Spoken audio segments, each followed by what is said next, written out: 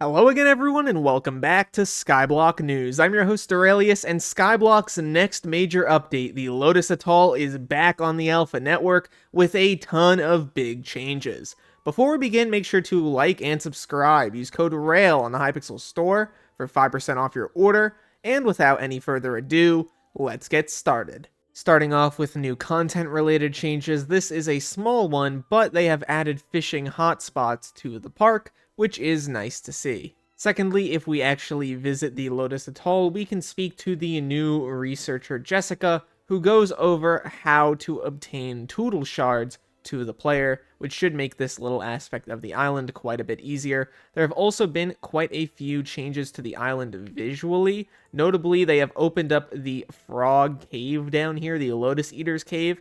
It is a lot easier to get into, far more obvious. Previously, it was underneath this small waterfall, but it seems like they wanted this to be much more noticed by the player, which is a solid change. As part of this update, they have also added the frog spawn bucket to the game, which you can use at Cat to upgrade frog pets from legendary over to mythic. In order to make this, you will need a Lotus water orb, as well as a bunch of condensed lily pads, which are also part of the update. They are just a bunch of lily pads altogether. If you want to get the Lotus water orb, just to remind you, as you can see, it's a bunch of gold lotus, a regular water orb, the reverse item from the reverse frog, a bunch of frog coins, and a bunch of unlucky balloons. But if you make that and you get this item, you can then make the mythic frog pet, which, as you can see, has a few changes compared to main. Happy Tree Friends gives you foraging fortune and fishing speed for every other frog pet on the island, up to 10 total frogs, which makes it kind of good for the Lotus Atoll. And it also has the perk Home Sweet Home. Increases your chance of catching gold and diamond trophy frogs by up to 10%, which is actually pretty solid. Note that as part of upgrading the frog pet to mythic, you do get 5% trophy chance as a base stat. For every positive change, though, there is going to be something people are not going to love. The Spinosaurus has already been nerfed, and it's not even off the alpha. As you can see, they moved it from being a trophy frog buffer to a trophy fish buffer. Pursuit now increases the chance of catching gold and diamond tier trophy fish by up to 10% at max. I think this is fine, but it doesn't really make a ton of sense with the previous identity of being the Lotus Atoll pet. I don't know what they're thinking with this one, but I guess it's going to be pretty solid when you are trophy fishing. The team has also made quite a few changes to exploding lily pads. The TLDR here is that they reduced the size required to explode lily pads from 10 to 8. They now only begin to decay after 60 seconds of not being interacted with. They drop 60 to 100 lotus instead of 1 silver lotus, and when decaying, they decay linearly rather than by a percent of its current size.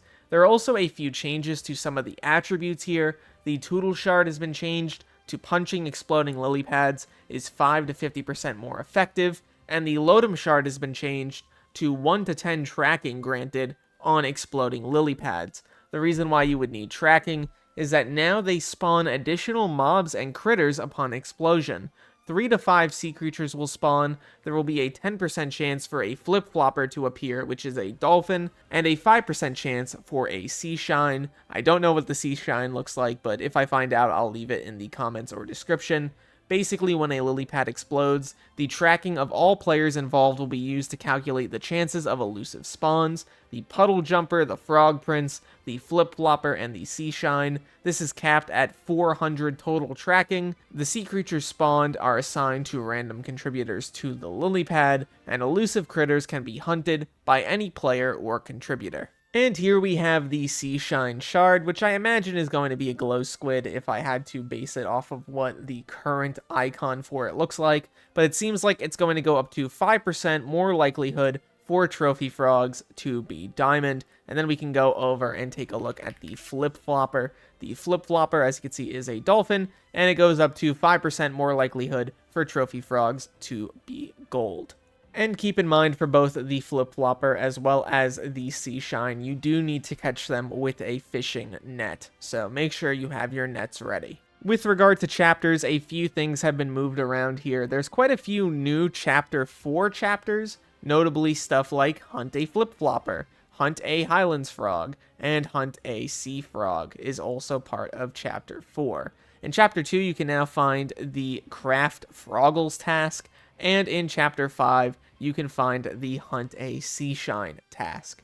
They also moved Catch a Frog Prince from Chapter 5 over to Chapter 6. There's some pretty big changes to critters alongside this update. They've added name tags to the lotus fish as well as the lotums. They've improved the lotum exhaust message when you click them enough. They've increased the lotus fish shard from 0.5 to 5 trophy chance up to 1 to 10 trophy chance on the Lotus Atoll.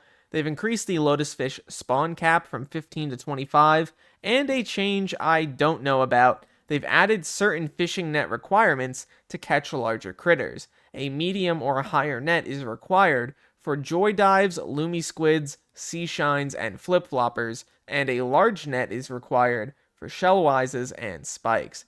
I don't really think the flip-flopper and sea shine should require a medium net, given that this is an early game island where you're probably not going to places like Galatea super often yet.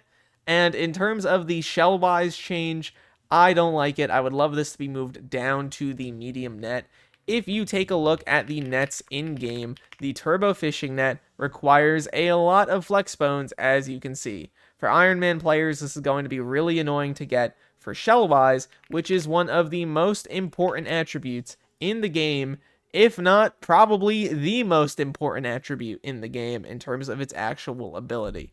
Would love to hear what you think about this. I think this should just be moved down to the medium tier. It's not nearly as bad to get the medium fishing net. As you can see, it only requires a total of 8 flex bones. Either do that or make flex bones a little bit more common. I don't know. Just figure out something in regard to this change, because right now it's in a rough state.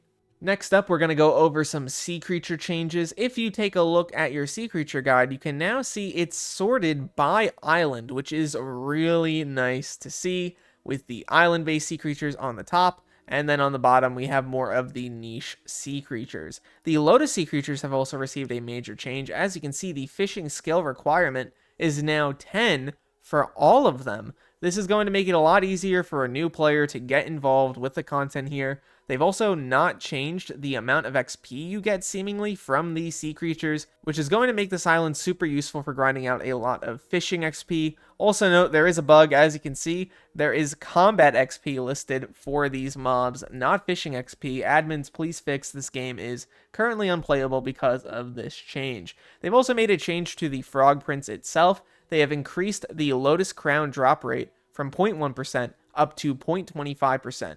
There are also a few other changes here. Notably, they've made a change to the squid. I believe, yeah, as you can see, there's the enchanted ink sac. It is now a 0.5% drop from squids. Don't know if this will be enough in terms of the ink sac economy. Apparently there are issues there, but it is something. There's also a change to the Barrel of Riches as well as the Lotus Crown recipes.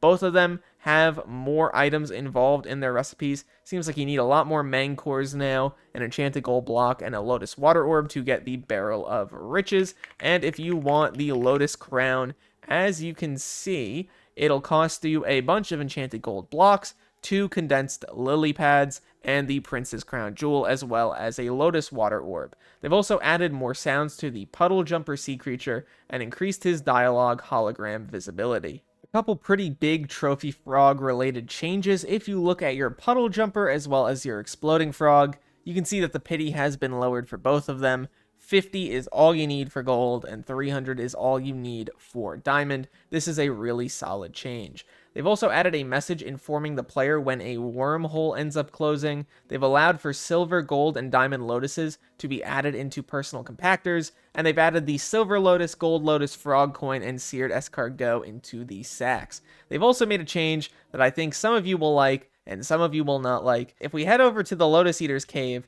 previously the Lotus Eater himself was just a frog in a suit, but if we summon him now, there he is. Look at him in all of his glory. I think he's cute. I'm not gonna lie. The fact that he's a big frog is kind of funny. Just give him a top hat or something akin to that. There were also quite a few bug fixes, and there were a lot of them, as you can see, so I'm just going to leave them on screen for a moment. I'm not going to go over every single one of them individually, but there is a change I will go over individually, and that is the fishing speed breakdown update. As you can see, fishing speed decreases the delay before a fish will appear. Capped fishing speed means a fish will appear immediately after casting your rod. This is going to be great information for players who don't really understand how fishing speed works. I got a lot of comments over the past few days. I know there was a change made to the backwater bayou. They're lowering the cap there to 200. People were concerned. They were saying, doesn't this mean that all fishing speed will be slower? No, it's a relative system.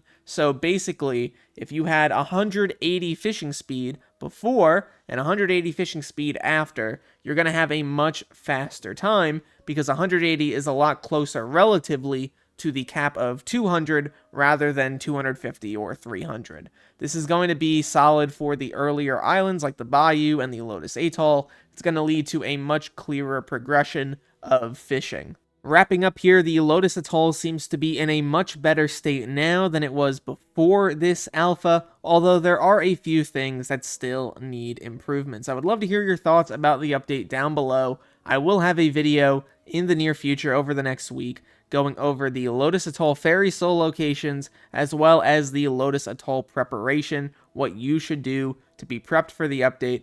Once again, we'd love to hear your thoughts. Make sure to like and subscribe. Use code RAIL in the Hypixel store for 5% off your order. And look to the future, fellas. I'll see you then.